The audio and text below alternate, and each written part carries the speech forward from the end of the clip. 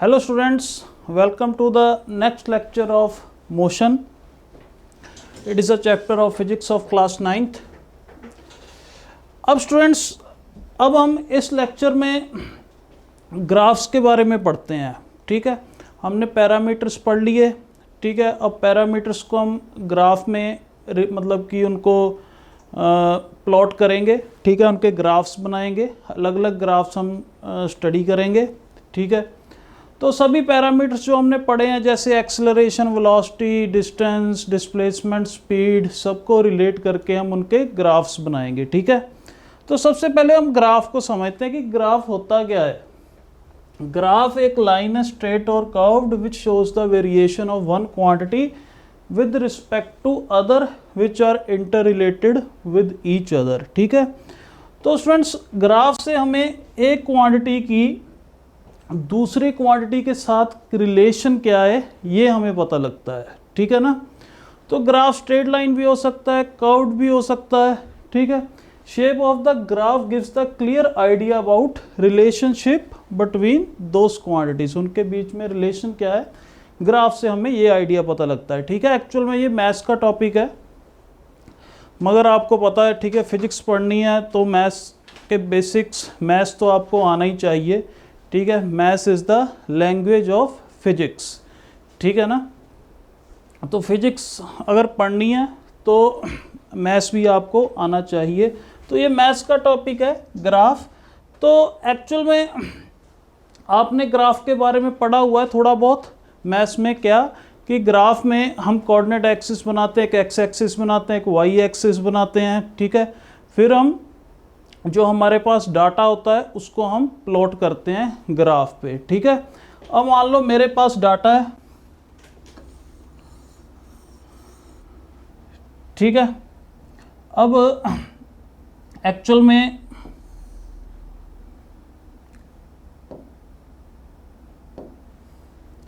अब स्टूडेंट्स देखो यहाँ पे मेरे पास x एंड y. ठीक है, ये मेरे पास डाटा है, तो डाटा को मैं रिप्रेजेंट करता हूँ स्क्रीन पे.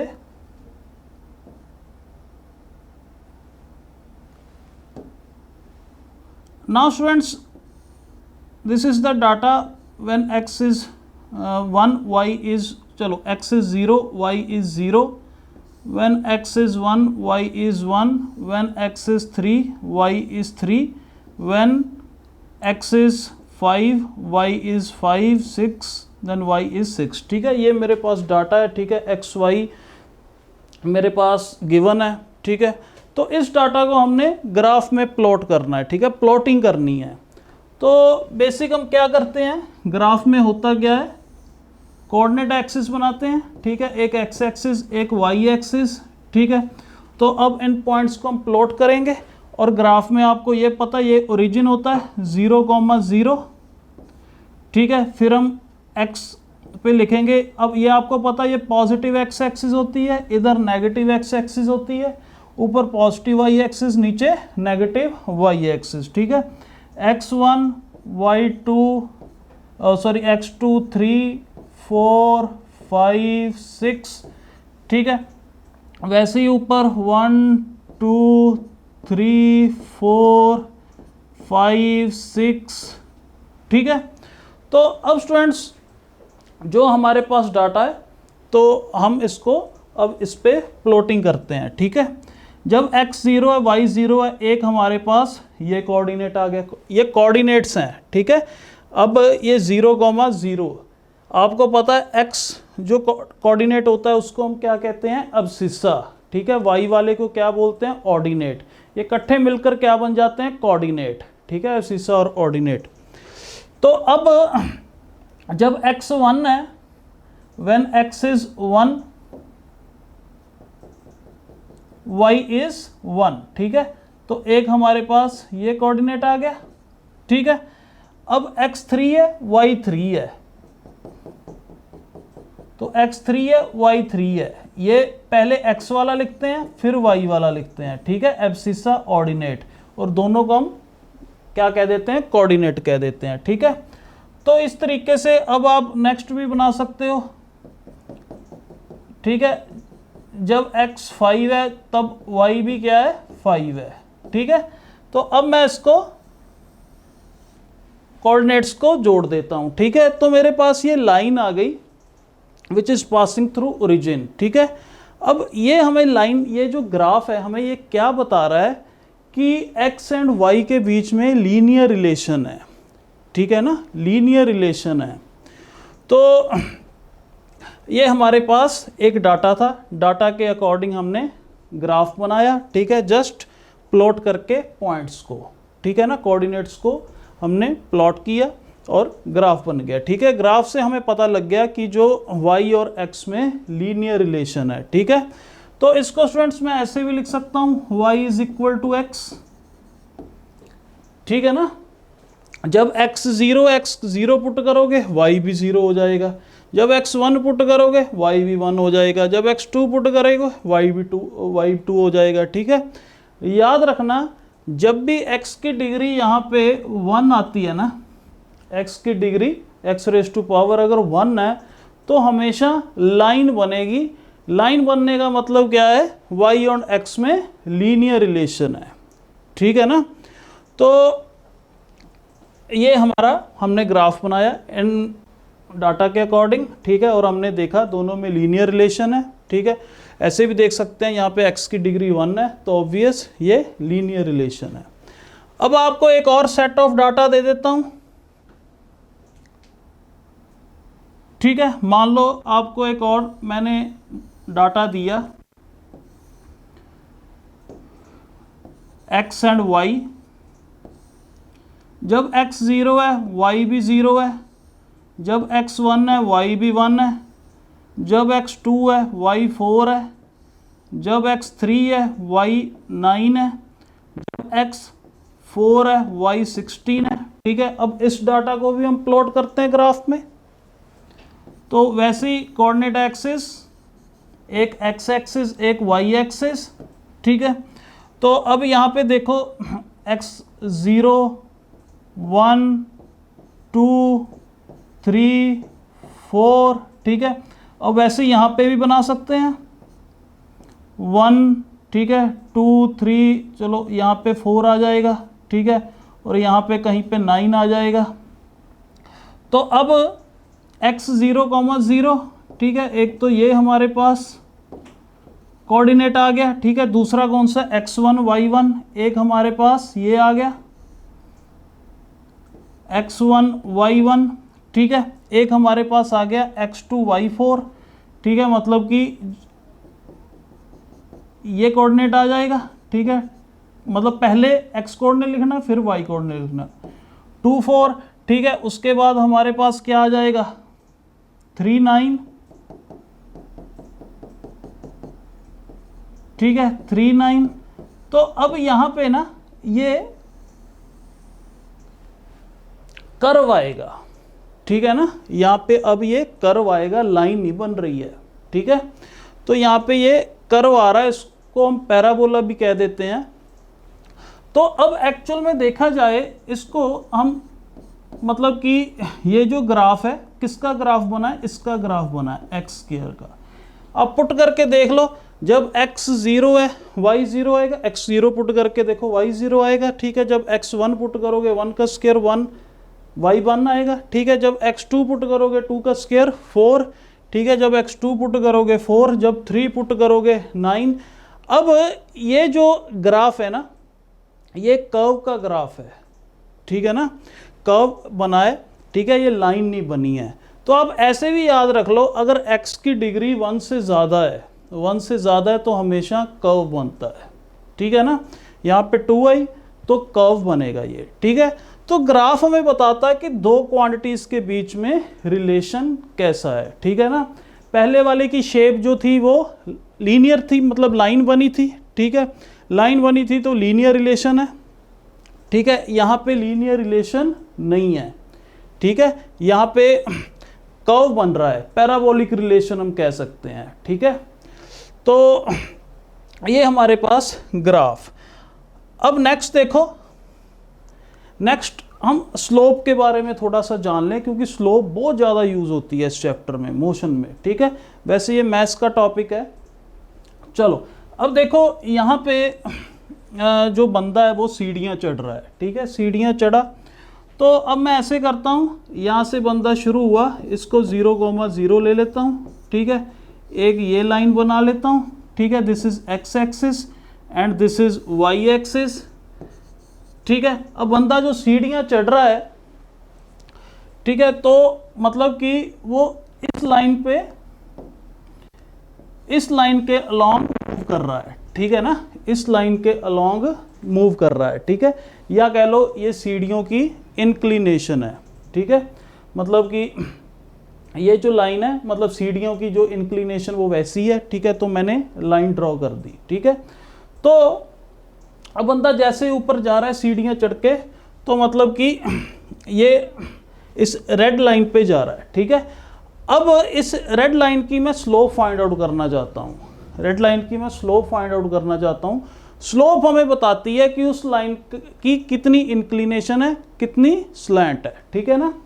तो अब देखो, अब बंदा जब ऊपर गया, मान लो जब इस पॉइंट से इस पॉइंट पे गया, ठीक है, जब इस पॉइंट से इस पॉइंट पे गया, इस पॉइंट के कोऑर्डिनेट्स मैं मान लेता हूँ x1 y1, ठीक है, इसके मैं मान लेता हूँ x2 y2, ठीक है। अब स्लोप पता क्या होती है, स्लोप होती है राइज या फॉल अपॉन रन, राइज या फॉल अपॉन रन, ठीक है। अब इस लाइन में देखो, इस लाइन में जैसे बंदा जैसे सीढ़ियां चढ़ रहा है तो राइज ही होएगा, फॉल को तो कोई यहाँ पे चांस ही नहीं है, ठीक है। फॉल इस केस में होएगा, ठीक है, जब सीढ़ियां उतरेगा तो फॉल होएगा, ठीक है। अब यहाँ पे राइज ही हो रहा है, ठीक है, जब सीढ़ियां चढ़ेगा मतलब कि इस लाइन पे वो इस लाइन के लॉन्ग मूव कर रहा है, ठीक है। तो ऑब्वियस है, जैसे जैसे ये मतलब कि रन करेगा, रन मतलब एक्स एक्सिस पे, देखो बंदा रन करना चाहता था, ठीक है, मगर सीढ़ियों की इंक्लिनेशन की वजह से उसको राइज भी मिला, ठीक है, वो रन करना चाहता था मगर इस लाइन की इंक्लिनेशन की वजह से या सीढ़ियों की इंक्लिनेशन की वजह से उसे राइज भी मिला। तो स्लोप क्या होता है, राइज अपॉन रन, ठीक है, और इस केस में क्या आ जाएगा, फॉल अपॉन रन, ठीक है। अब इस केस में देखो राइज हो रहा है, राइज हो रहा है, तो अब आप इस ट्रायंगल में देखो, अगर इस ट्रायंगल में देखोगे,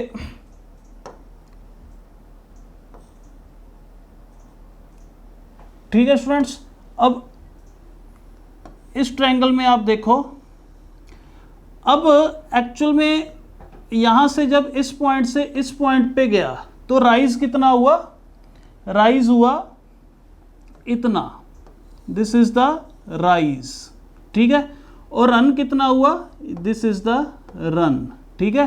तो ये क्या है, this is rise and this is run,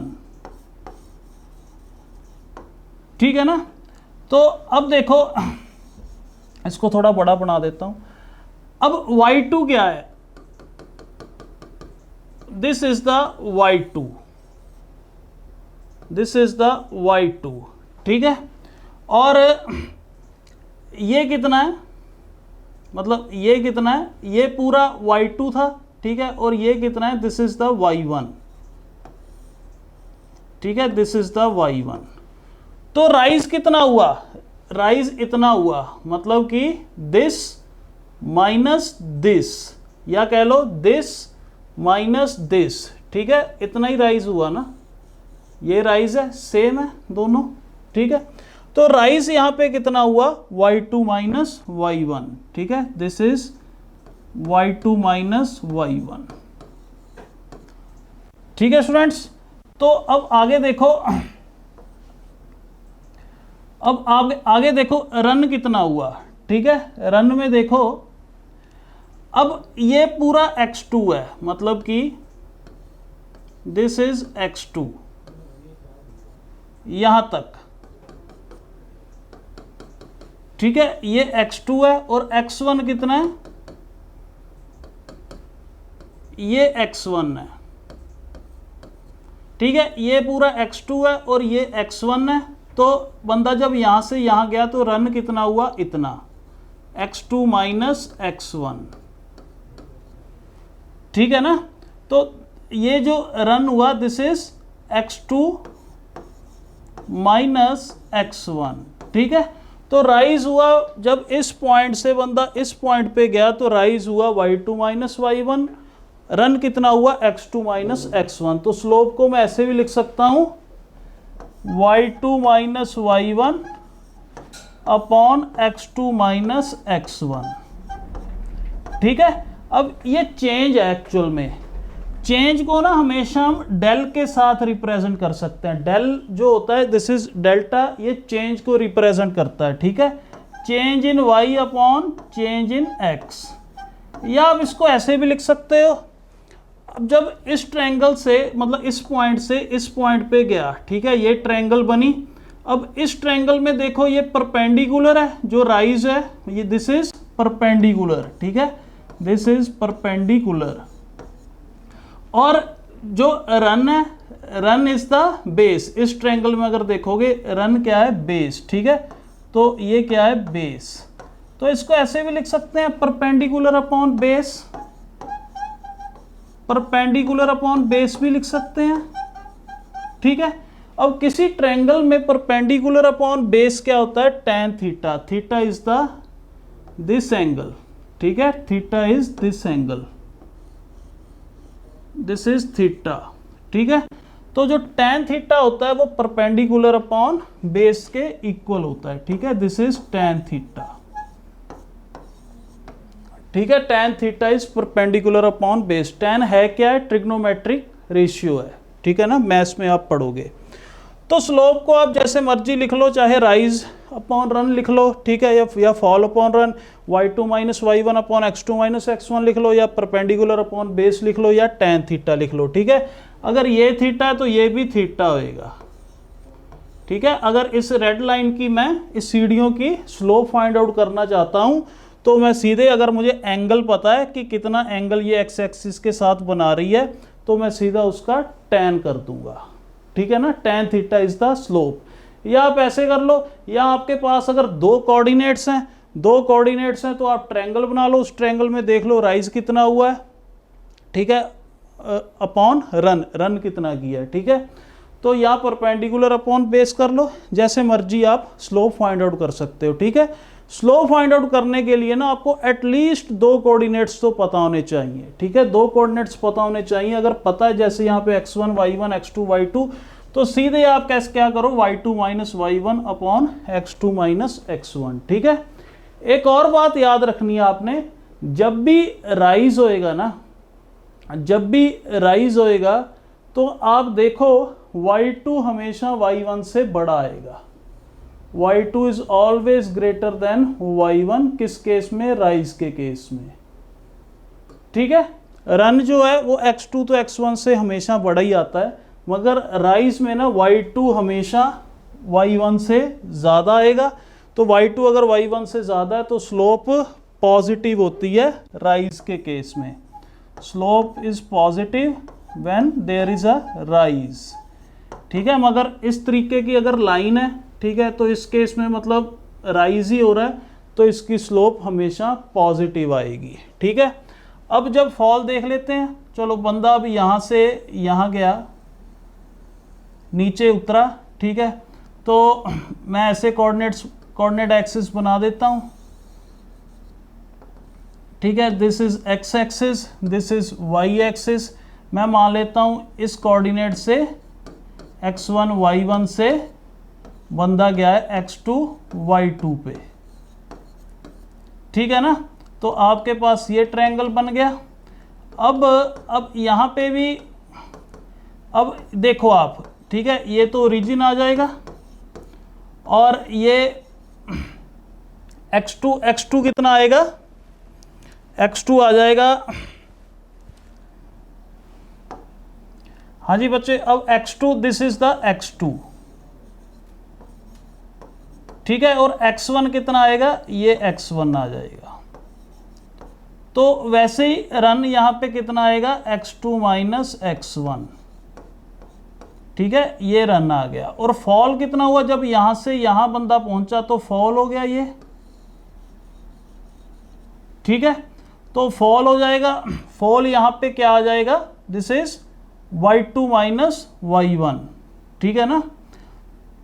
मतलब कि हमेशा देखो आप इस पॉइंट से इस पॉइंट पे गए हो, आप हमेशा स्लोप निकालने के लिए ना फाइनल माइनस इनिशियल करोगे। इनिशियल पॉइंट ये था, पहले मैं यहाँ पे था, फाइनली यहाँ पे था, ठीक है, क्योंकि यहाँ से यहाँ गया हूँ ना, सीढ़ियाँ उतरा हूँ, ठीक है। तो y2 minus y1 upon x2 minus x1, formula तो यही रहेगा, ठीक है, फॉर्मूला तो यही रहेगा। अब एक्चुअल में y2 इस केस में देखो y2 कितना है, ये y2 है, दिस इज y2, ठीक है, और ये पूरा कितना है, this is y1, this is y1, ठीक है। स्लोप के लिए ना y2 माइनस y1 लिखेंगे, ठीक है। बंदा जब यहां से यहां गया है, यहां से यहां थोड़ी ना गया है, अगर यहां से यहां जाता तो राइज हो जाता, फॉल के केस में यहां से यहां गया है, ठीक है। तो y2 minus y1 upon x2, formula यही रहेगा, फॉर्मूला यही रहेगा। मगर इस केस में देखो, फॉल के केस में देखो, जो y2 है ना is less than y1, x2 देखो, x2 तो x1 से ज़्यादा है, रन तो हमेशा ही पॉजिटिव है, ठीक है, मगर ये चीज़ नीचे वाली डिनोमिनेटर तो हमेशा पॉजिटिव है, मगर न्यूमरेटर फॉल के केस में नेगेटिव आ जाएगा, क्योंकि y2 y1 से छोटा है, ठीक है ना, y1 is greater then y2। तो जब भी फॉल होता ना, जब भी फॉल होएगा उस केस में स्लोप क्या आएगी, नेगेटिव आएगी, ठीक है। ये आपने याद रखनी है चीज़ें, स्लोप क्या आएगी, नेगेटिव आएगी, ठीक है स्टूडेंट्स। ये हो गया हमारा स्लोप का कंसेप्ट, बहुत ज़्यादा यूज़ होएगी इस चैप्टर में, ठीक है। तो स्लोप क्या होती है, राइज अपॉन रन लिख लो, ठीक है। अगर फॉल हो रहा है तो फॉल अपॉन रन, ठीक है। अब उसके बाद एक कोऑर्डिनेट x1 y1 ले लो, ठीक है, एक x2 y2 ले लो, ठीक है। इनिशियल आप x1 y1 लो, फाइनल x2 y2 लो, तो y2 minus y1 upon x2 minus x1 क्या आ जाएगी, स्लोप आ जाएगी, ठीक है। या इसको परपेंडिकुलर अपॉन बेस भी लिख सकते हैं, या वो लाइन x एक्सिस के साथ कितना एंगल बना रही है उसका tan कर दो, ठीक है ना, तो वो आ जाएगी स्लोप। एक बात और याद रखनी है आपने, हमेशा स्लोप फाइंड आउट करने के लिए एटलीस्ट 2 कोऑर्डिनेट्स पता होने चाहिए। जब राइज होता है स्लोप पॉजिटिव आती है, जब फॉल होता है तो स्लोप नेगेटिव आती है, ठीक है ना। तो ये हमारे पास स्लोप का कॉन्सेप्ट था, ठीक है। अब अगर मैं यहाँ पे 3 लाइंस बनाता हूँ, ठीक है, एक ये बनाता हूँ, एक ये बनाता हूँ, एक ये बनाता हूँ, x y, ठीक है। अब हमने देखनी है स्लोप सबसे किसकी ज़्यादा है, ठीक है। या तो एक तरीका ये है, आप केसेस में रन को सेम, ठीक है, रन को सेम कर दो। भी यहाँ पे इतना रन हो रहा है, यहाँ पे इतना रन हो रहा है, यहाँ पे इतना, मतलब रन सेम है तीनों केसेस में। अब ऊपर वाली लाइन जो ए लाइन है, this is B line, this is C line. A line में राइज देखो कितना है, ए लाइन में राइज इतना हो रहा है, ठीक है। बी में राइज उससे कम हो रहा है, और सी में सबसे कम हो रहा है, ठीक है। तो स्लोप, अब रन सेम है, तीसरा स्लोप क्या होती है, राइज अपॉन रन, रन तीनों केसेस में सेम है। अब स्लोप इस केस में डायरेक्टली प्रोपोर्शनल टू राइज, जितना राइज ज़्यादा होएगा उतनी स्लोप ज़्यादा होएगी, ठीक है। तो यहाँ पे ए के केस में राइज सबसे ज़्यादा हो रहा है, तो ए की जो स्लोप है वो सबसे ज़्यादा है, ठीक है। Slope of A, slope of line A is greater than slope of line B is greater than slope of line C, ठीक है। या तो ये तरीका होता है, या ऐसे देख लो, थीटा जो एक्स एक्सिस के साथ एंगल बना रहा है, ठीक है, सी इतना बना रहा है, बी इतना बना रहा है, और ए सबसे ज़्यादा बना रहा है, ठीक है ना। तो अब यहाँ पे देखो, ए का एंगल सबसे ज़्यादा है, बी का उससे कम है, सी का उससे कम है। तो tan जो है ना, tan इसका सबसे ज़्यादा आएगा, बी का उससे कम आएगा, ठीक है, सी का उससे कम आएगा। तो ये स्लोप के इक्वल है, तो ए की स्लोप सबसे ज़्यादा है, ठीक है। ठीक है ना स्टूडेंट्स। तो मतलब कि अगर एंगल 0 से 90 डिग्री तक वेरी हो रहा है ना, तो जितना ज़्यादा एंगल होएगा उतना ज़्यादा उसका टैन होता है, ठीक है ना। मतलब अगर एंगल भी बढ़ रहा है, अगर एंगल इज इंक्रीजिंग तो टैन भी इंक्रीज करेगा। ये कहाँ से कहाँ, इसके लिए भी एक लिमिटेशन है, ये होता है 0 से 90 डिग्री, ठीक है ना। तो मतलब कि हम 0 से 90 डिग्री तक की हमने सीमित रहना है, ठीक है ना। चलो, अब ये हो गया स्लोप का कॉन्सेप्ट। अब एक और चीज़ यहाँ पे स्लोप के बारे में देख लो, एक और देख लो चीज़। अब अगर ये लाइन है, ये एक्स एक्सिस, ये वाई एक्सिस, कोऑर्डिनेट एक्सिस बना दी।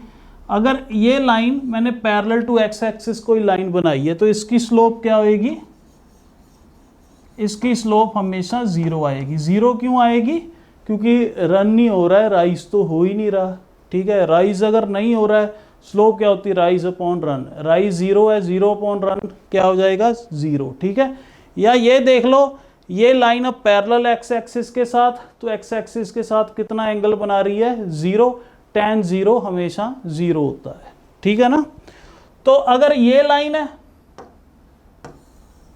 अगर ये लाइन है vertical line that is parallel to Y axis, इसकी स्लोप क्या होगी, इसकी स्लोप ना इन्फिनिटी होएगी या अनडिफाइंड। या आप ऐसे समझ लो, स्लोप क्या होता है, राइज अपॉन रन। इस केस में रन तो हो ही नहीं रहा, राइज हो रहा है, ठीक है ना। मतलब कि रन क्या है इस केस में, 0, रन तो हो ही नहीं रहा, सिर्फ राइज हो रहा है। तो राइज अपॉन रन मतलब कि नॉन जीरो अपॉन 0, रन 0 है ना, नॉन जीरो अपॉन 0 क्या होता है, अनडिफाइंड, ठीक है ना, या इन्फिनिटी भी कह देते हैं हम। तो आपको ये पता होना चाहिए स्लोप के बारे में, ठीक है। तो अब स्लोप बहुत यूज होएगी। चलो नेक्स्ट आ जाओ। जैसे अब हम ग्राफ्स जो है, जो हमने ग्राफ्स पढ़ने हैं मोशन चैप्टर में, ठीक है। अब सब 3 टाइप के ग्राफ्स पे हम फोकस करेंगे, ठीक है। एक्चुअल में 6 टाइप के ग्राफ्स होते हैं, ठीक है, मगर 9th क्लास में हम 3 टाइप्स के ग्राफ्स पर ही फोकस करेंगे। कौन कौन सा, पोजीशन टाइम ग्राफ, इसको हम एक्सटी ग्राफ भी कह देंगे। दूसरा है वेलोसिटी टाइम ग्राफ, इसको हम वीटी ग्राफ भी कह देंगे। तीसरा क्या है, एक्सेलरेशन टाइम ग्राफ, इसको एटी ग्राफ भी कह देंगे, ठीक है। तो 3 टाइप के हम ग्राफ्स पढ़ेंगे, ठीक है। अब हम अलग अलग केसेस लेंगे, अलग अलग केसेस में तीनों ग्राफ्स बनाएंगे, ठीक है ना। अब एक्सटी ग्राफ का मतलब क्या है, एक्स जो है मतलब कि पोजीशन वो वाई एक्सिस पे लेंगे हम, और टाइम जो है वो एक्स एक्सिस पे लेंगे। वैसे ही वीटी ग्राफ, वी जो है वो वाई एक्सिस पे लेंगे, टाइम जो है वो एक्स एक्सिस पे, वैसे ही एटी भी, ठीक है। अब नेक्स्ट देखो, नेक्स्ट हम सबसे पहले ग्राफ बनाते हैं for body at rest. Rest पे बॉडी है, तीनों टाइप्स के हम ग्राफ्स बनाते हैं, ठीक है। अब मान लो एक यहाँ पे मैं नंबर लाइन बना देता हूँ, यहाँ पे x मतलब 0 है, ठीक है, यहाँ पे 1 मीटर है, यहाँ पे 2 मीटर है, ठीक है। चलो यहाँ पे ले लो 8 मीटर ले लो, ठीक है। अब बंदा जो है वो यहाँ पे 8 मीटर पे खड़ा है, रेस्ट पे है, ठीक है, आराम से खड़ा हुआ है, कोई उसको चिंता नहीं है, रेस्ट पे है ये, ठीक है। तो अब हमने इसका पोजीशन टाइम ग्राफ बनाना है, ठीक है, पोजीशन टाइम ग्राफ बनाना है, ठीक है। अब ऐसे समझ लो, यहाँ पे एक्स एक्सिस में टाइम है और वाई एक्सिस पे पोजीशन है, ठीक है ना। अब मान लो जब ये 8 मीटर पे पहुँच गया ना, तब से इसने, इसके हाथ में स्टॉप वॉच थी, इसने टाइम शुरू कर दिया, ठीक है ना, स्टॉप वॉच ऑन कर दी। तो जब 8 मीटर पे पहुँच गया, तो अब टाइम जो है वो बढ़ रहा है, टाइम बढ़ रहा है, ठीक है, क्योंकि टाइम तो आपको पता ही है, ठीक है, वो तो निकलता ही रहता है, ठीक है। अब टाइम जो है वो बढ़ रहा है, मगर वो खुद 8 मीटर पे ही खड़ा है, ठीक है। अब x 0 1 2 यहाँ पे 8 मीटर कुछ आ जाएगा, ठीक है, मतलब ये मीटर्स में लेंगे और ये हम सेकंड्स में लेंगे, किसी में भी मर्जी ले सकते हो। तो जैसे जैसे टाइम बढ़ रहा है, ये 8 मीटर पे ही खड़ रहा है, तो इसकी ऐसे लाइन आ जाएगी, स्ट्रेट लाइन, ठीक है। मतलब कि टाइम जब 1 सेकंड हो गया तब भी 8 मीटर पे था, ठीक है, 2 सेकंड में भी 8 मीटर पे था, 10 सेकंड में भी 8 मीटर पे था, 2 घंटे बाद भी 8 मीटर पे है, ठीक है ना, मतलब कि ये रेस्ट पे है, ठीक है। तो ये इसका xt ग्राफ बन गया। तो अब इसका vt ग्राफ क्या बनेगा, वेलोसिटी टाइम ग्राफ। सबसे पहले बताओ इसकी वेलोसिटी क्या होगी, ये रेस्ट पे है तो इसकी वेलोसिटी ऑब्वियस है 0 होएगी, ठीक है। वेलोसिटी 0 है तो vt ग्राफ कैसे बन जाएगा इसका, vt ग्राफ कैसे बन जाएगा, वेलोसिटी है ही 0 तो लाइन जो है जैसे जैसे टाइम बढ़ रहा है वेलोसिटी भी 0 है, तो ये टाइम एक्सिस के ऊपर ही कोइंसाइड कर जाएगी, ठीक है। इसका कोई ग्राफ बनेगा ही नहीं, सिंपल ऐसा ही रह जाएगा, ठीक है। अब एक्सेलरेशन टाइम ग्राफ, अगर वेलोसिटी 0 है तो एक्सेलरेशन भी 0 ही होएगी ना, तो ऑब्वियस है एक्सेलरेशन टाइम ग्राफ भी कैसा हो जाएगा, वो भी ऐसा ही हो जाएगा। एक्सेलरेशन 0 है, टाइम बढ़ रहा है तो बनाने की कोई ज़रूरत ही नहीं है, ठीक है। तो ये तीनों ग्राफ हो गए xt, vt एंड at, किस केस में, जब बॉडी रेस्ट पे है, ठीक है। अब नेक्स्ट हम ग्राफ्स बनाएंगे जब बॉडी किस में है, यूनिफॉर्म मोशन में है, ठीक है। यूनिफॉर्म मोशन आपको पता है, equal distance in equal intervals of time. तो पहले आप वो केस ही बना लो, time t is equal to 0 पे मान लो x भी 0 है, ठीक है। अब मान लो 5 सेकंड्स बाद बॉडी जो है वो मतलब कि 20 मीटर कवर कर लिए उसने, ठीक है। जब 5 सेकंड हुए तो x 20 मीटर आ गया, ठीक है। जब टाइम 10 सेकंड हुए तो ये 40 मीटर पे आ गया, ठीक है। जब 15 सेकंड्स हुए तो ये 60 मीटर पे आ गया। अब देखो ये यूनिफॉर्म मोशन है कि नॉन यूनिफॉर्म मोशन है। यूनिफॉर्म मोशन क्या होता था, equal distance in equal intervals of time. 0 से लेकर 20 तक कितना डिस्टेंस ट्रेवल किया, 20 मीटर, ठीक है। कितने टाइम में, 5 सेकंड्स में।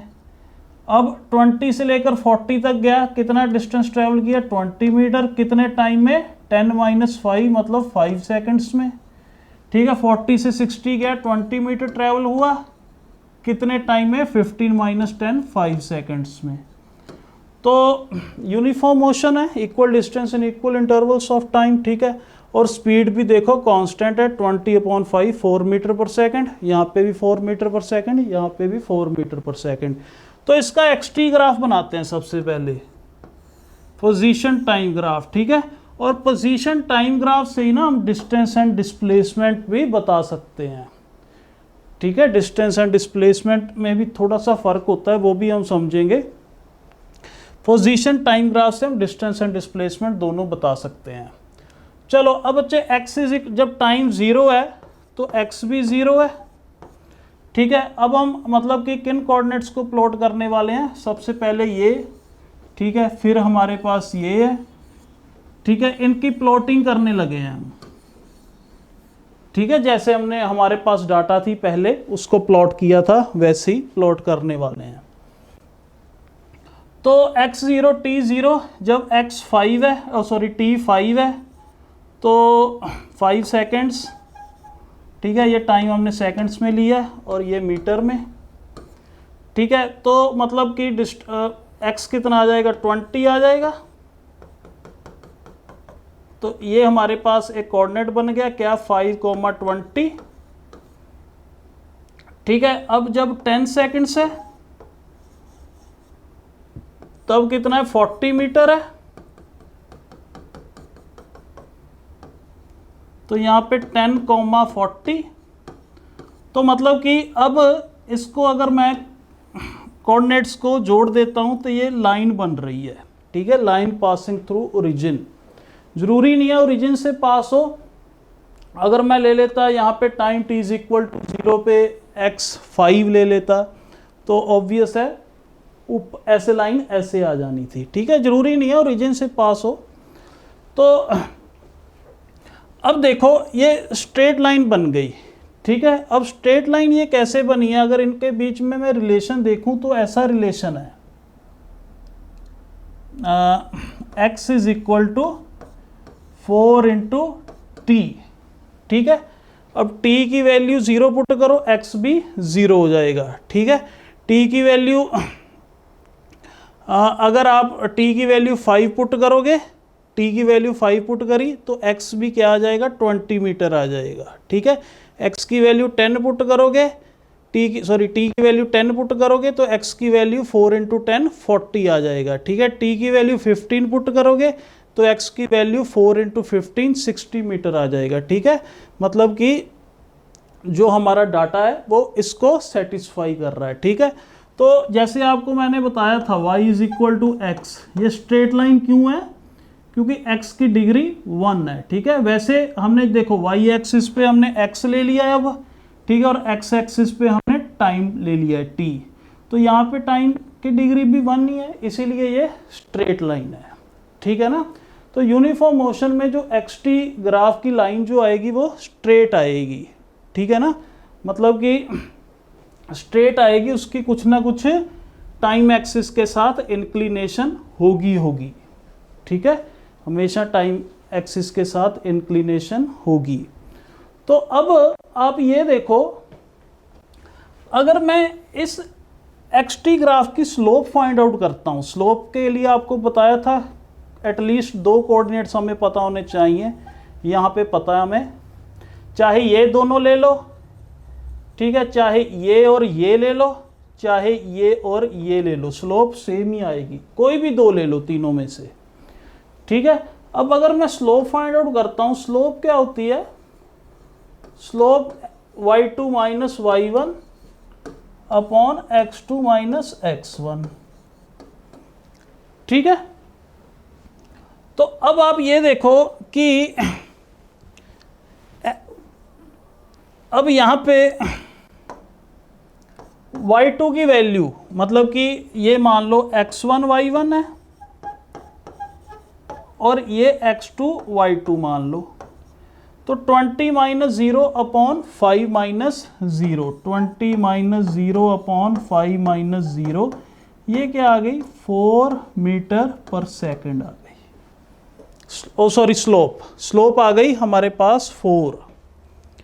ठीक है, अब स्लोप 4 आई, और क्या 4 आया, और क्या 4 आया, देखो इस केस में 20/5 4, मतलब जो वेलोसिटी है वो 4 आई, 20/5 4, 20/5 4। यूनिफॉर्म मोशन का मतलब क्या होता है, कांस्टेंट स्पीड होता है, मतलब कि ये बॉडी कांस्टेंट स्पीड से चल रही है। कितनी स्पीड से चल रही है, 4 मीटर पर सेकंड से। ठीक है, 20/4 5 4 मीटर पर सेकंड, 20/5 4 मीटर पर सेकंड, 20/5 4 मीटर पर सेकंड, मतलब कांस्टेंट स्पीड 4 मीटर पर सेकंड से चल रही है, और स्लोप भी हमारी 4 आई है। इसका मतलब क्या हुआ, स्लोप भी 4, वेलोसिटी भी 4। इसका मतलब क्या हुआ कि स्लोप ऑफ एक्सटी ग्राफ या slope of position time graph gives velocity. ठीक है, ये बहुत इंपॉर्टेंट पॉइंट है, slope of xt graph gives velocity. ठीक है, बहुत इंपॉर्टेंट पॉइंट है ये। तो यूनिफॉर्म मोशन में हमने xt ग्राफ बनाया, हमेशा स्ट्रेट लाइन होएगी, उसका कुछ ना कुछ इंक्लिनेशन होएगा। ठीक है, अब आप ये देखो, पिछले केस में देखो, आप पिछले केस में जो xt ग्राफ था वो स्ट्रेट लाइन बन रही थी but parallel to time axis. अब इस केस में इसकी स्लोप आपको क्या बताई थी मैंने, 0 बताई थी। ठीक है, स्लोप भी 0 और वेलोसिटी भी 0।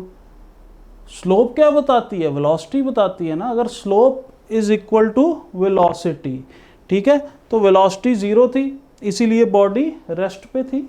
ठीक है, तो कभी भी आपने xt ग्राफ से वेलोसिटी का आइडिया लेना है तो आपने स्लोप फाइंड आउट कर लेनी है। ठीक है, अब नेक्स्ट देखो, नेक्स्ट हम xt ग्राफ बनाया, अब इसका vt ग्राफ बनाते हैं। ठीक है, vt ग्राफ बनाते हैं। अब देखो vt ग्राफ,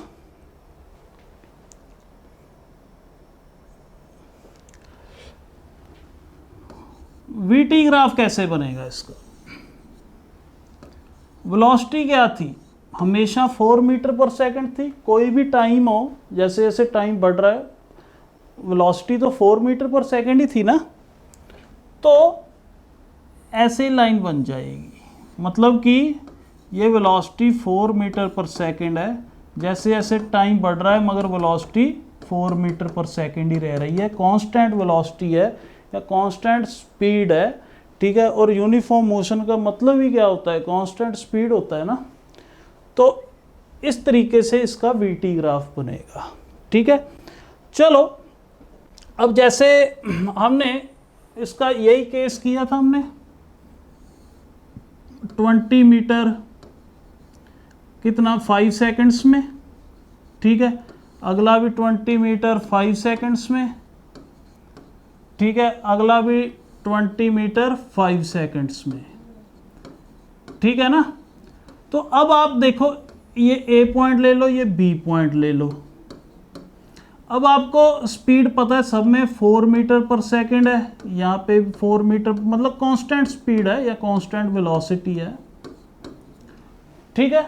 तो अब आप देखो ए से लेकर बी तक कितना डिस्टेंस ट्रेवल किया, ये भी आपको पता है, ठीक है। Time t is equal to 0 था, ठीक है। x इज इक्वल टू 0 और यहाँ पे x 20 आ गया था, ठीक है। टाइम 5 आया था, यहाँ पे x 40 आया था, ठीक है। टाइम 10 आया था, ठीक है। यहाँ पे x 60 आया था, टाइम 15 आ गया था, ठीक है। ये हमने देख लिया। अब आप देखो कि 15 सेकंड्स में कितना डिस्टेंस ट्रैवल हुआ। 15 सेकंड्स में कितना डिस्टेंस ट्रैवल हुआ? 20 + 20 + 60, ठीक है। या ऐसे कर लो, distance is equal to speed into time, ठीक है। स्पीड कितनी है? 4 है, टाइम कितना है? 15, 15 × 4 इज आल्सो 60, ठीक है। अब जैसे यहाँ पे टाइम 0 है, ठीक है।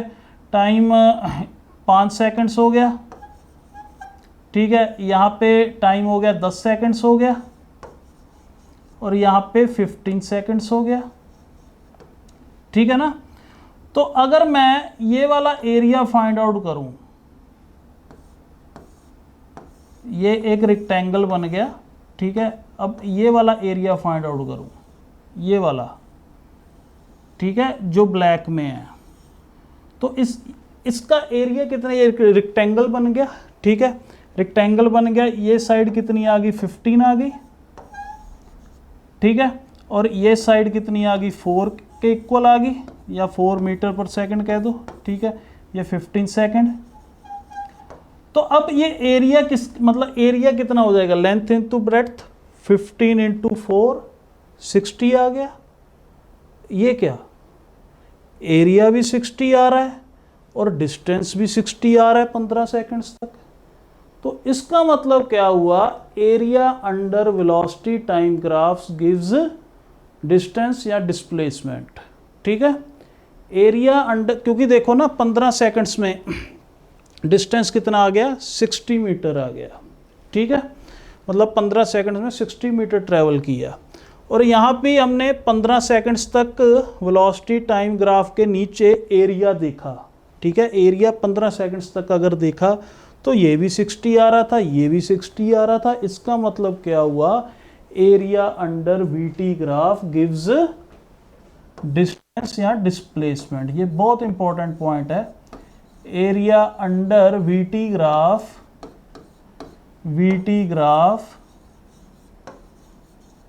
गिव्स डिस्प्लेसमेंट या डिस्टेंस। डिस्टेंस एंड डिस्प्लेसमेंट कब देता है वो भी हम देखेंगे, फर्क देखेंगे, ठीक है। चलो, अब स्टूडेंट्स इसका अगर एक्सेलरेशन टाइम ग्राफ बनाएंगे, वो कैसा बनेगा? एक्सेलरेशन टाइम ग्राफ, एक्सेलरेशन क्या होती है? Change in velocity upon time. अगर वेलोसिटी में चेंज ही नहीं हुआ, अगर कांस्टेंट वेलोसिटी से मूव कर रहा है, कांस्टेंट वेलोसिटी है, तो एक्सेलरेशन क्या होगी? 0 हो जाएगी।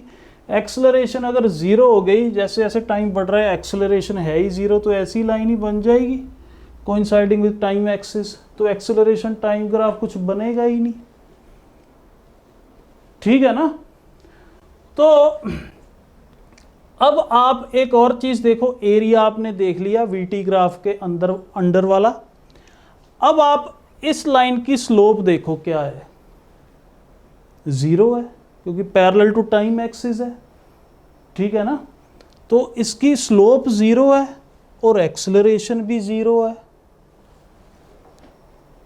इसका क्या मतलब हुआ कि slope of VT graph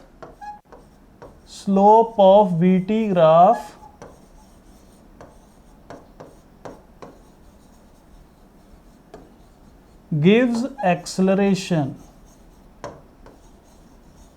slope of VT graph gives acceleration, ठीक है। तो आप यहाँ पे हमने तीनों ग्राफ्स बना के देख लिए। X T graph straight line आएगा, उसका कुछ इंक्लिनेशन होएगा Y X axis time axis के साथ। V T graph straight line आएगा विद 0 स्लोप, और ए टी ग्राफ कुछ बनेगा ही नहीं। ये ग्राफ किस केस में है, यूनिफॉर्म मोशन के केस में, ठीक है। और आप कुछ की पॉइंट्स यहाँ पे याद रखो, क्या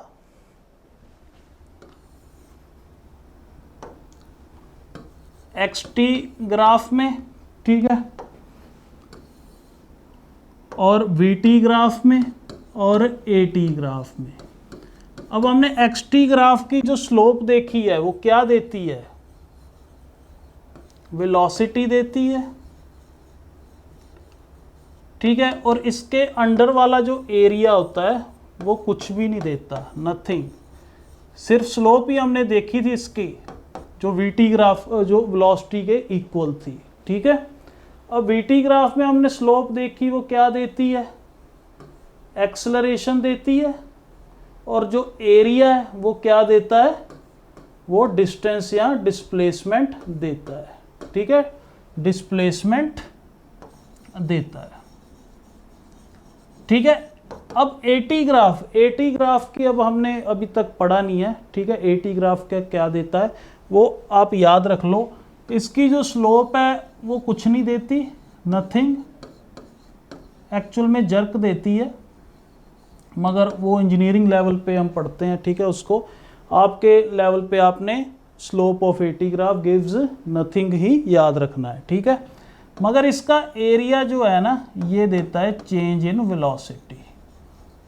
एरिया जो है ये चेंज इन वेलोसिटी देता है, ठीक है। इसको भी हम देखेंगे कैसे, जैसे हमने इन केसेस में देखा, प्रूव भी किया, ठीक है।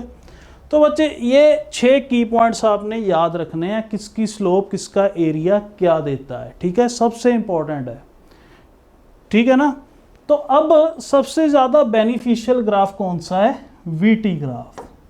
It is the most beneficial. क्यों, क्योंकि इसकी स्लोप और एरिया दोनों कुछ ना कुछ देते हैं, ठीक है। सबसे ज़्यादा इंफॉर्मेशन हमें वीटी ग्राफ से ही पता लगती है। एक्सेलरेशन के बारे में भी पता लग जाता है और डिस्प्लेसमेंट के बारे में भी पता लग जाता है, ठीक है।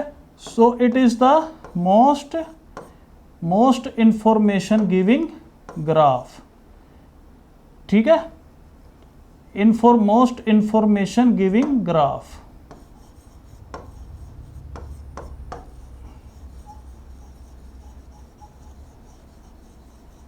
Giving graph. चलो अब स्टूडेंट्स हमने 2 केसेस किए, बॉडी एट रेस्ट और बॉडी इन यूनिफॉर्म मोशन। दोनों में हमने ग्राफ्स बनाए, कौन कौन से, x T, we T, A T, और हमने तीनों ग्राफ्स में देखा स्लोप एंड एरिया क्या देता है, ठीक है। तो अब नॉन यूनिफॉर्म मोशन करने से पहले, graphs for non uniform motion करने से पहले हम कुछ क्वेश्चंस कर लेते हैं।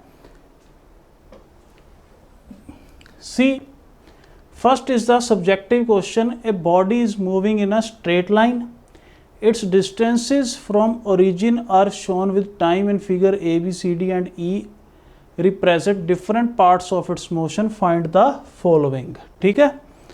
तो displacement of the body in first 2 seconds, मतलब कि देखो x एक्सिस पे टाइम दिया, y एक्सिस पे डिस्प्लेसमेंट, ठीक है, या पोजीशन भी कह सकते हैं हम इसे, एक्स टी ग्राफ ही है ये, this is the x T graph,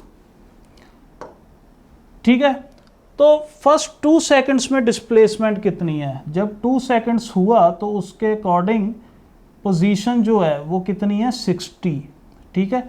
तो इसका आंसर आ जाएगा 60 मीटर, ठीक है। एक्चुअल में ग्राफ में देखो क्या हो रहा है, पहले 2 सेकंड्स में बॉडी, देखो बॉडी एक नंबर लाइन से शुरू हुई है, मान लो यहाँ से शुरू हुई है x इज इक्वल टू 0 पे, ठीक है, और ये x is equal to 60 metre पे पहुंच जाती है कितने टाइम में,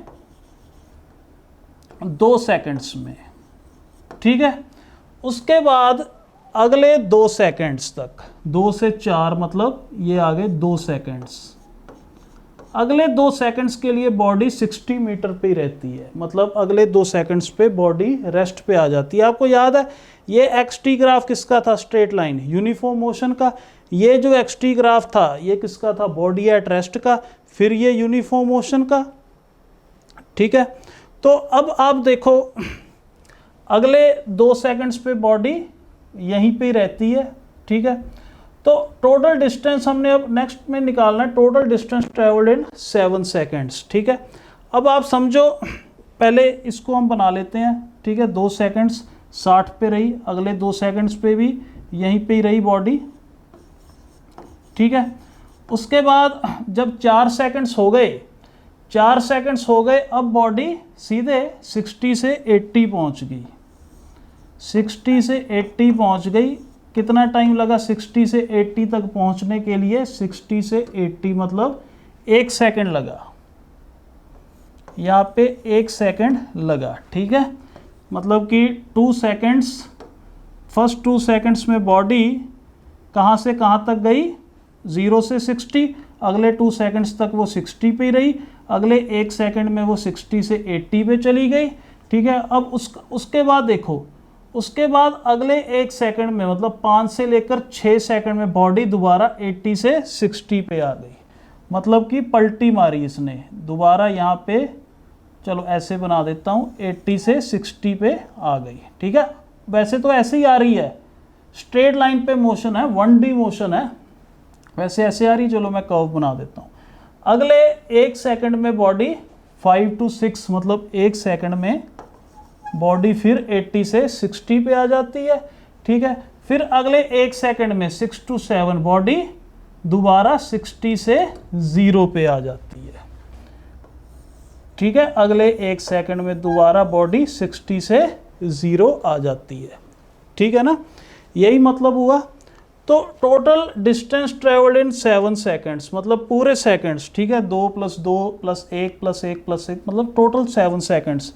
बॉडी ये इनिशियल पोजीशन है, ये फाइनल पोजीशन है। डिस्टेंस कितना ट्रैवल हुआ, ये टोटल 7 सेकंड्स हो गए ना, तो डिस्टेंस कितना ट्रैवल हुआ, 80 इधर गई, 80 वापस आई, तो 80 + 80 160 मीटर, 160 मीटर जो है वो डिस्टेंस ट्रैवल किया, ठीक है, जो एक्चुअल पाथ ट्रैवल किया, ठीक है। Displacement in 7 seconds, displacement in 7 seconds क्या आ जाएगी, initial and final position same है तो डिस्प्लेसमेंट ऑब्वियस 0 आ जाएगी, ठीक है ना। तो ये स्टूडेंट्स क्वेश्चन किया हमने डिस्टेंस टाइम ग्राफ का। एक्चुअल में ना ये डिस्टेंस नहीं है, एक्चुअल में ये डिस्टेंस नहीं है, ये डिस्प्लेसमेंट है। देखो आप इस चीज़ को समझो थोड़ा टेक्निकली, मतलब ये बुक में ऐसे लिखा हुआ था डिस्टेंस टाइम ग्राफ, जो कि इसमें फॉल्ट है। क्यों फॉल्ट है इसको समझो थोड़ा सा।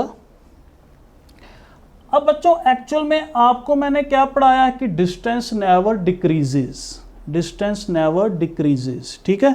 ये डिस्प्लेसमेंट टाइम ग्राफ है या पोजीशन टाइम ग्राफ है, ठीक है। डिस्टेंस टाइम ग्राफ पता कैसे आना था, डिस्टेंस टाइम ग्राफ कैसे आना था, ठीक है। ये जो D नीचे नहीं जाना था, ऊपर आना था, ठीक है। उसके बाद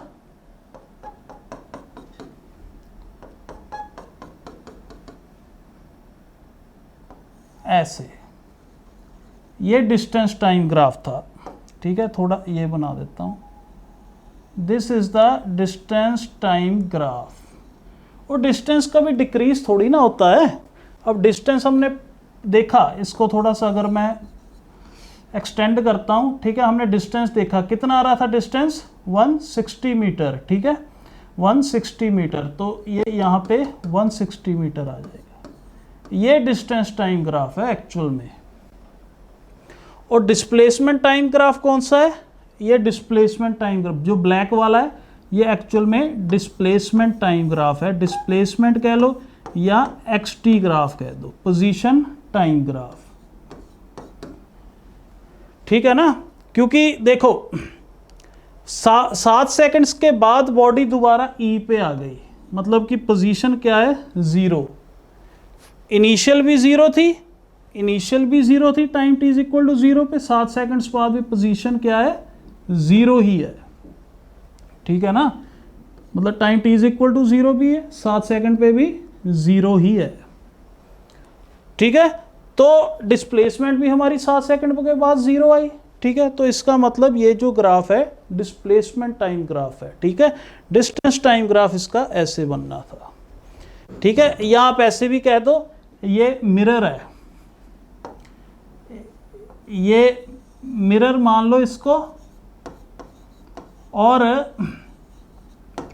ये इसकी इमेज ऊपर बन रही है, ठीक है।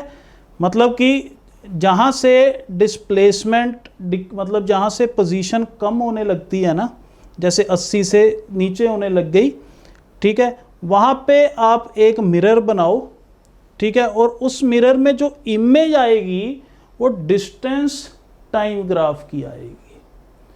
क्योंकि हमने पढ़ा है बेसिक्स में डिस्टेंस कभी भी डिक्रीज नहीं होता, ठीक है। तो डिस्टेंस ऐसे कभी डिक्रीज नहीं हो सकता, तो ये गलत लिखा है बुक में distance, this is displacement time graph या position time graph. Okay students, तो ये हो गया हमारा क्वेश्चन। अब जैसे यहाँ पे, अब मान लो डी पॉइंट पे अगर डिस्प्लेसमेंट बॉडी दोबारा, मतलब यहाँ पे पोजीशन क्या हो गई 60, मतलब बॉडी दोबारा वापस आ गई, पलटी मारी, मतलब कि 80 मीटर से पलटी मारी, अब 60 मीटर पे आ गई, तो डिस्प्लेसमेंट क्या आ जाएगी जब बॉडी यहाँ पे आई? फाइनल पोजीशन क्या आ गई 60, इनिशियल पोजीशन 0, तो 60 मीटर डिस्प्लेसमेंट आ जाएगी। मगर डिस्टेंस कितना आएगा? डिस्टेंस हमें यहाँ से पता लगेगा, ठीक है। 80 गई, 80 प्लस 20 मतलब 120 मीटर, ये डिस्टेंस आ गया, डिस्प्लेसमेंट 60, ठीक है ना। तो ये आपको चीज़ पता होने चाहिए, this is the displacement time graph, ना कि डिस्टेंस टाइम ग्राफ। और ठीक है, तो यहाँ आप ऐसे भी कह सकते हो position time graph. Position time graph और डिस्प्लेसमेंट टाइम ग्राफ एक ही होता है, ठीक है, ये आप मान के चलो, ये आप हमेशा इस चीज़ को याद रखना। डिस्प्लेसमेंट टाइम ग्राफ और पोजीशन टाइम ग्राफ सेम होता है, मगर अगर आपने पोजीशन टाइम ग्राफ से डिस्टेंस टाइम ग्राफ देखना है और डिस्टेंस टाइम ग्राफ देखना है, तो जहाँ भी जो पोजीशन कम होने लगी, ठीक है, नीचे को आने लगी, ठीक है, वहाँ पे एक मिरर बनाना है ना, और मिरर में उसकी इमेज बना देनी है, ठीक है, वो डिस्टेंस टाइम ग्राफ बन जाएगा। ये ब्लू वाला मतलब डिस्टेंस टाइम ग्राफ कौन सा है? ये, ठीक है, ये वाला कम नहीं हो रहा कहीं पे भी, ठीक है। तो चलो अब स्टूडेंट्स नेक्स्ट क्वेश्चन देखो। 4 कार्स है, लेवल रोड पे चल रही हैं, डिस्टेंस वर्सेस टाइम ग्राफ बनाया, चूज द करेक्ट स्टेटमेंट।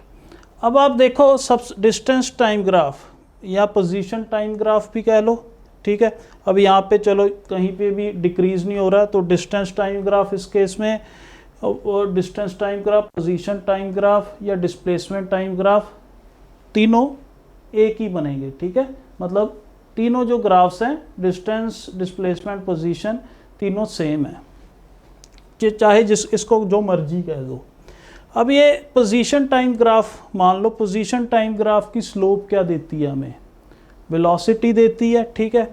अब ये एक्स-टी ग्राफ सी का है, ये डी का है, ये ए का है, ये बी का है। सबसे ज़्यादा स्लोप किसकी है? सी की स्लोप सबसे ज़्यादा है, ठीक है, सी की स्लोप सबसे ज़्यादा है। एंगल देख लो, एंगल सबसे ज़्यादा सी का है, डी का उससे कम है, ए का उससे कम है, बी का उससे कम है। तो ऑब्वियस है सी की वेलोसिटी सबसे ज़्यादा होगी, क्योंकि slope of position time graph क्या देती है, वेलोसिटी। स्लोप सबसे ज़्यादा सी की है तो वेलोसिटी भी सबसे ज़्यादा सी की है, ठीक है। C car is the fastest and B की सबसे कम वेलोसिटी है, बी इज़ द स्लोएस्ट, ठीक है। तो यहाँ पे car B is the slowest, okay. Next, if the time displacement graph of a particle is parallel to time axis then velocity of particle is। अब देखो टाइम, अब यहाँ पे डिस्प्लेसमेंट टाइम ग्राफ नहीं है, टाइम डिस्प्लेसमेंट है, मतलब time अब वाई एक्सिस पे आएगा, डिस्प्लेसमेंट अब एक्स एक्सिस में आएगी। अब कह दिया कि इसका जो ग्राफ है is parallel to time axis, parallel to time axis, ठीक है। डिस्प्लेसमेंट टाइम ग्राफ वही पोजीशन होती है, ठीक है। ये 0,0, ठीक है। यहाँ पे मान लो आप डिस्प्लेसमेंट कुछ हो गई 5 मीटर, ठीक है, 5 मीटर डिस्प्लेसमेंट है, ठीक है। और टाइम यहाँ पे बढ़ रहा है, ठीक है। टाइम यहाँ पे 1 सेकेंड हो गया, यहाँ पे 2 सेकेंड, 3 सेकेंड, टाइम बढ़ रहा है, ठीक है ना। तो मतलब कि अगर कोऑर्डिनेट लिखना चाहूँ तो इसका कोऑर्डिनेट एक्चुअल में क्या आ जाएगा, 5,0, ठीक है, 5,0। मतलब क्योंकि एक्स एक्सिस, एक्स कोऑर्डिनेट पहले लिखते हैं ना, वाई पहले लिखते हैं। अब यहाँ पे वाई क्या है, 0 है, एक्स मैंने 5 मीटर एज्यूम कर लिया। अब आप देखो जैसे जैसे टाइम बढ़ रहा है ना, टाइम बढ़ रहा है, बॉडी 5 मीटर पे ही है। देखो 1 सेकंड बाद भी वो 5 मीटर पे ही है, दिस इज 5 मीटर। 2 सेकंड बाद भी 5 मीटर पे ही है, 3 सेकंड बाद भी 5 मीटर पे ही है, ठीक है। 4 सेकंड्स बाद भी 5 मीटर पे ही है, ठीक है। इसका मतलब बॉडी रेस्ट पे है, velocity of a particle is 0, ठीक है ना। चाहे इसको पकड़ के ऐसे, इसको पकड़ के ऐसे घुमा दो, ठीक है। तो मतलब डिस्प्लेसमेंट को आप वाई एक्सिस पे ले और टाइम को यहाँ पे, ठीक है, घुमा के देख लो तो ये वैसे ही बन रहा है। देखो वैसे ही है, आपको बताया था जब भी लाइन पैरेलल आएगी टाइम एक्सिस के, पोजीशन टाइम ग्राफ जो है जब भी पैरेलल आएगा टाइम एक्सिस के, तो हमेशा बॉडी रेस्ट पे होएगी, वेलोसिटी 0 आएगी, ठीक है। Next question, which graphs represents uniform motion. Uniform motion में हमने देखा एक्सटी ग्राफ कैसा था, जब कांस्टेंट वेलोसिटी हो, यही था। कहीं से भी शुरू हो सकता है, यहीं से भी शुरू हो सकता है, यहाँ से भी शुरू हो सकता है, ठीक है, कैसी भी लाइन हो सकती है, ठीक है ना। ये तो रेस्ट का ग्राफ है, ठीक है, ये हम देखेंगे, ये नॉन यूनिफॉर्म मोशन है। अब नेक्स्ट देखो, फिगर शोज, ये भी सब्जेक्टिव क्वेश्चन है, ठीक है। इसमें डिस्टेंस टाइम ग्राफ दिया है या पोजीशन टाइम ग्राफ कह लो। अब इस तरीके के क्वेश्चंस भी बहुत बार स्कूल में भी आ जाते हैं, ठीक है। ये एक प्रॉपर ग्राफ में है, ठीक है। अब इसका आपने स्केल भी देखना है क्या है। तो हमें ये डाटा दिया हुआ है, ठीक है, हमें बताना है फर्स्ट क्वेश्चन क्या है, which of the 3 is travelling the fastest. सबसे ज़्यादा स्लोप किसकी है, सबसे ज़्यादा एंगल टाइम एक्सिस के साथ कौन बना रहा है, बी बना रहा है, तो बी बना रहा है obvious, then B is the fastest, ठीक है। और all 3 ever at the same point on the road, no. Same point का मतलब क्या है, सेम पॉइंट का मतलब है अगर लाइन ऐसे हो जाती ना, एक्स टी ग्राफ में तीनों लाइंस मतलब इंटरसेक्ट हो जाती, अगर तीनों इंटरसेक्ट हो जाती,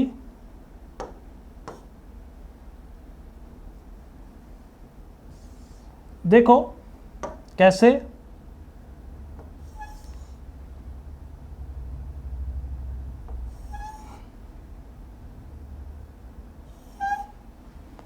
ठीक है, इस तरीके से इंटरसेक्ट हो जाती तो मैं कह देता, मतलब कि यहाँ पे कोई टाइम ले लेता, मान लो 5 सेकंड में बॉडी, तीनों बॉडीज 5 मीटर पे थी, ठीक है। मतलब 5 सेकंड बाद तीनों बॉडीज 5 मीटर पे थी, मतलब नंबर लाइन से, ठीक है, मतलब x इज इक्वल टू 0 से शुरू करी और 5 सेकंड्स बाद तीनों बॉडीज़ यहाँ पे थी, ठीक है, 5 मीटर पे। तो मतलब कि अब यहाँ पे देखो कहीं पे तीनों लाइंस इंटरसेक्ट हो रही हैं, ऐसे एक पॉइंट पे तीनों लाइंस नहीं इंटरसेक्ट हो रही, ये दो हो रही हैं यहाँ पे, ठीक है, और ये वाली यहाँ पे हो रही है और ये वाली यहाँ पे हो रही है, तीनों कहीं पे तो हो ही नहीं रही। तो इसका आंसर क्या आ जाएगा? नो, ठीक है, सेकंड का आ जाएगा नो। अब नेक्स्ट देखो, how far has C travelled when B passes A. अब बी जब ए को पास करता है, कहां पे पास करता है? यहां पे, ठीक है, यहां पे बी ए को ओवरटेक कर जाता है, ठीक है, बी ए को ओवरटेक कर जाता है। अब इसको समझो, इस ग्राफ्स का मतलब क्या है? जब टाइम ज़ीरो था तो B X is equal to 0 पे था। जब टाइम जो है मेज़र करना स्टार्ट किया तो B X is equal to 0 पे था, ठीक है। और जो यहाँ पे सी है, सी कहाँ पे था? सी इस पॉइंट पे था, मतलब कुछ चल गया था वो, ठीक है। अब आप देखो, मतलब x इज इक्वल 4 में, ठीक है, 4 में कितने डब्बे हैं? 1 2 3 4 5 6 7 डब्बे हैं, ठीक है, मतलब 4 किलोमीटर जो है उसमें 7 बॉक्सेस हैं। तो 7 बॉक्सेस अगर 4 किलोमीटर को रिप्रेजेंट करते हैं तो एक बॉक्स 4/7 किलोमीटर को रिप्रेजेंट करेगा, ठीक है। तो इस तरीके से आप देखो, जब बी बॉडी चली, ठीक है, x इज इक्वल टू 0 पे थी, जब उसने चलना था time t is equal to 0 पे, वो x इज इक्वल टू 0 पे थी, ठीक है। मगर तब सी बॉडी थी ना, वो कहाँ पे आ गई थी? 4 डब्बे, मतलब ऊपर एक डब्बा 4/7 को रिप्रेजेंट करता है, तो 4 कितने करेंगे? 4 ही बन रहे हैं ना, ये देखो, एक ये एक ये एक ये एक ये, तो 16/7 किलोमीटर आगे थी कौन सी? सी गाड़ी, ठीक है, सी गाड़ी 16 4/7 इंटू 4 डब्बे, मतलब 16/7 किलोमीटर आगे थी, ठीक है। और जो ए गाड़ी है, ए गाड़ी कितनी थी? कितने डब्बे हो गए? 1 2 3 4 5 6 7 8 9 10 11, ठीक है, मतलब 11 डब्बे आ गए। एक डब्बा 4/7 तो 11, मतलब जो आपकी ए गाड़ी थी, ए गाड़ी कितनी आगे थी? 11 इंटू 4/7 44/7 किलोमीटर आगे थी, ठीक है, जब टाइम इज इक्वल टू 0 था। Time t is equal to 0, जब टाइम मेज़र करना शुरू किया, जब स्टॉप वॉच में टाइम आपने शुरू किया, स्टॉप वॉच को शुरू किया, तो बी गाड़ी तो x इज इक्वल टू 0 पे ही थी, ठीक है। और जो आपकी सी गाड़ी थी, सी गाड़ी 16/7 किलोमीटर आगे थी, ठीक है। और जो ए गाड़ी थी 44/7 किलोमीटर आगे थी, ठीक है। इस तरीके से आपने इसको रीड करना है। तो how far has C travelled when B passes A. देखो, बी ए को कब पास कर रहा है? यहाँ पे, इस पॉइंट पे, ठीक है, इस मतलब कि बी इस पॉइंट पे ए को क्रॉस कर गया, क्योंकि ऑब्वियस है बी की स्पीड ज़्यादा है, ए से ज़्यादा स्पीड से चल रहा है, ठीक है। तो तब कहते सी कहाँ पे था? तो आप देखो सी तब कहाँ पे था?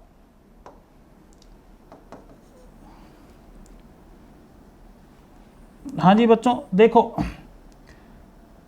तब सी था, आप इसके स्ट्रेट नीचे लाइन बनाओगे, यहाँ पे था, ठीक है। तो इसको कैसे मेज़र करेंगे? डब्बे मेज़र कर लो, 1 2 3 4 5 6 7 8 9 10 11 12 13 14 15, मतलब कि 15 इंटू 4/7 60/7 किलोमीटर पे था। ये पोजीशन थी जब बी ने किसको क्रॉस किया? ए को क्रॉस किया, ठीक है, पास किया, तो सी कहाँ पे था, सी था 60/7 किलोमीटर पे, ठीक है। सी वाली लाइन देख लो, सी वाली मतलब ये कौन सा पॉइंट है, जब बी ने ए को क्रॉस किया, ठीक है, तो सी देख लो कहाँ पे है, यहाँ पे था, तो इसके यहाँ पे लाइन बनाओ, ठीक है। तो ये हमें बता रहा है कितने, 60/7 किलोमीटर, ठीक है। Next, how far has B travelled by the time it passes C. B कितना ट्रैवल कर चुका है जब वो सी को पास किया है, ठीक है। जब बी ने किसको पास किया, सी को, मतलब कि ये सी की लाइन है, ये बी की, ठीक है, तो यहाँ पे पास किया, ठीक है, बी ने ए को यहाँ पे पास किया है, हाँ नहीं, बी ने सी को, सॉरी, बी ने सी को यहाँ पे पास किया है, तो उसके अकॉर्डिंग लाइन देख लो, मतलब ये देख लो, ठीक है। कितने डब्बे आ रहे हैं, 1 2 3 4 5 6 7 8 9 10, ठीक है।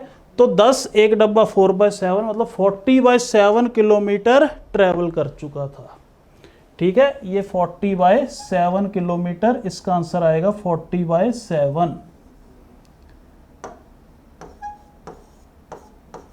ठीक है स्टूडेंट। इस तरीके से ये क्वेश्चंस करते हैं। यहाँ पे आपको स्केल दिया हुआ है, ठीक है, यहाँ पे आपने को देखना है एक बॉक्स कितने किलोमीटर को रिप्रेजेंट करता है और एक बॉक्स कितने टाइम को रिप्रेजेंट करता है, ठीक है। अगर आपको टाइम में आंसर पूछ लेते तो आपको एक बॉक्स देखना पड़ेगा कितना टाइम को रिप्रेजेंट कर रहा है, ठीक है। जैसे यहाँ पे 1 2 3 4 5 6 7 जो बॉक्सेस हैं वो 0.4 आवर को रिप्रेजेंट कर रहे हैं, तो एक कितने को करेगा, उसके अकॉर्डिंग आप टाइम में भी आंसर निकाल सकते हो, ठीक है।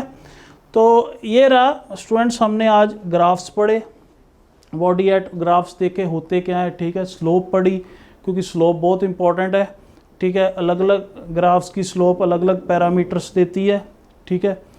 और हमने उसके बाद बॉडी एट रेस्ट के ग्राफ्स बनाए, 3 टाइप्स के ग्राफ हमने पढ़ने हैं, ठीक है। बॉडी एट रेस्ट के 3 ग्राफ्स बनाए, बॉडी इन यूनिफॉर्म मोशन के 3 ग्राफ्स बनाए, ठीक है। फिर उसके कुछ क्वेश्चंस किए, ठीक है।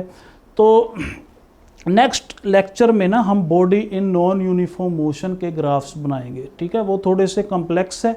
Body in non uniform motion के हम 4 केसेस करेंगे, जो हमने एक्सेलरेशन में 4 केसेस करे थे ना, वैसे ही 4 केसेस करेंगे, और 4 केसेस के हम 3-3 ग्राफ्स बनाएंगे, मतलब टोटल 12 ग्राफ्स बनाएंगे नेक्स्ट लेक्चर में। Okay students, thank you very much, bye.